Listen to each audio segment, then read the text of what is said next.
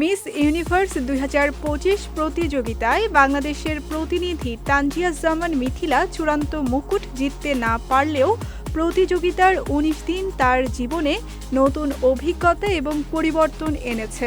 মিথিলা জানালেন, প্রতিযোগিতার সময় তিনি প্রতিদিন মাত্র ৩ ঘন্টা ঘুমিয়েছেন। দিনের সব ইভেন্ট শেষে ঘুমোতে যেতেন রাত ২টায়, আবার ভোর ৫টায় উঠে প্রস্তুত হতেন। মিথিলা বলেন, এই ১৯ দিন আমাকে সময় ব্যবস্থাপনা, শৃঙ্খলা, যোগাযোগ দক্ষতা ও নিজেকে উপস্থাপন করার কৌশল শিখিয়েছে।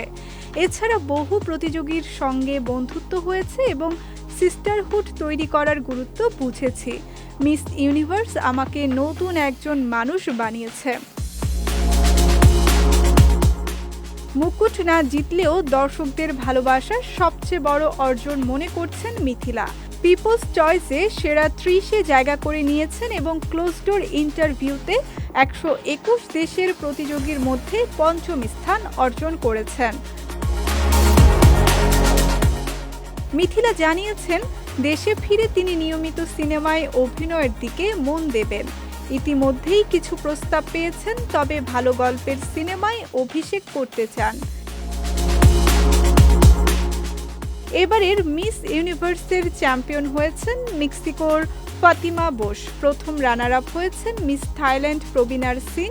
প্রতিযোগিতার পূর্বে ২ বিচারক পদত্যাগ এবং বিজয়ীর অপমান নিয়ে বিতর্ক থাকলেও আয়োজন শেষ পর্যন্ত সুষ্ঠুভাবে সম্পন্ন হয়েছে।